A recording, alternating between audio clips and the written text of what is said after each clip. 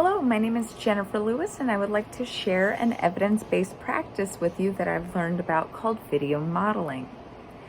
Gainful employment is linked with improved economic, social, and emotional health for the individual. However, gainful employment is something that students with intellectual disabilities and other neurodevelopmental disabilities, such as autism spectrum disorders, oftentimes struggle to obtain. So in order to attempt to find a way to teach vocational skills to students with intellectual delays or autism spectrum disorders, Schroeder, Poling, and Rogotsky developed a study where they took 8 different participants ranging in age from 18 to 26. All of these students are in a post-high school special education classroom that teaches life skills. They developed a study where the students were polled to find out what their vocational interests are, and then they chose 4 different vocational tasks to teach each of these students, depending on which of the tasks lined up with their vocational aspirations. So task 1 was hanging laundry, so hanging a shirt on a hanger and then hanging the hanger up. Task 2 was signing in to work on like a pen and paper sign in on a tablet.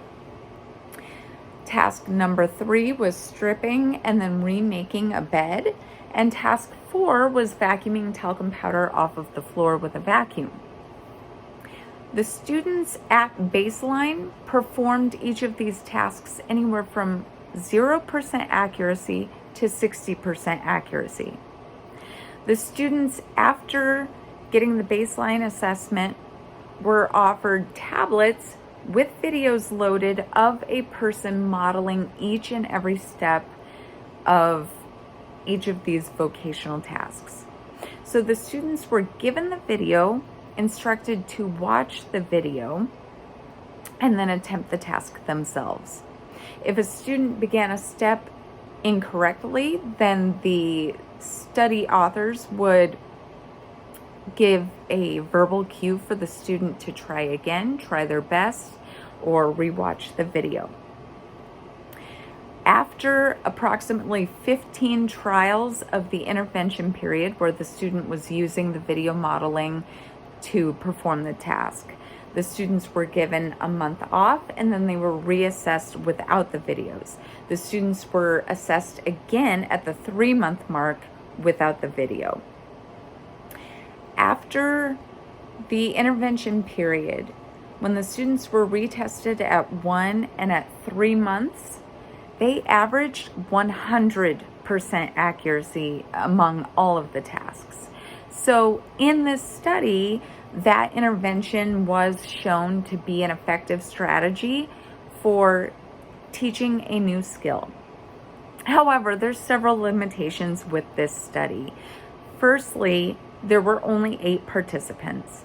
Secondly, more than half of the students were white, and 75% of them were male. So there wasn't a lot of variation among the students. They also all came from the same school. All of the students were verbal communicators, and none of the students had behavior issues that might interfere with obtaining gainful employment.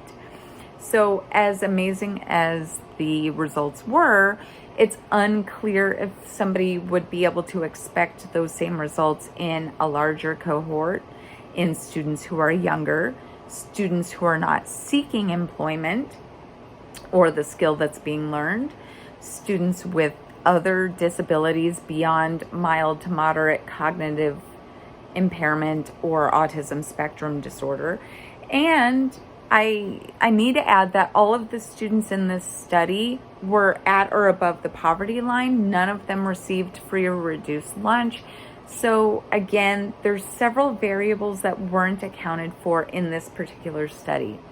That said, all of them received the same exact intervention, and what I really liked about this intervention is that it promotes independence.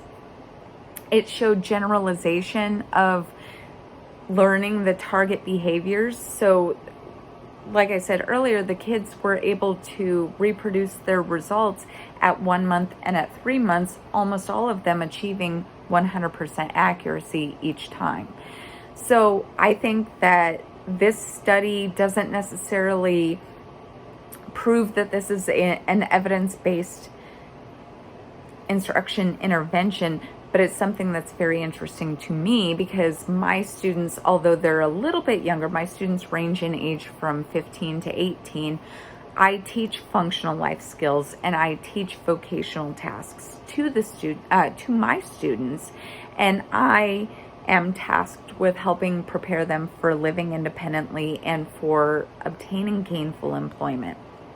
So this was something that was extremely interesting to me because I have students that are very similar to the students that were in this study.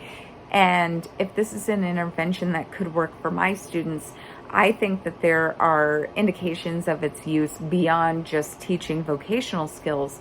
I think that this type of modeling, independent modeling that a student can access on their own without another person in the room teaching them directly, I think it could be used for other routines such as solving multi-step math problems. I think it could be used for teaching classroom procedures or school procedures such as how to turn in a hall pass slip or how to participate in a tornado drill.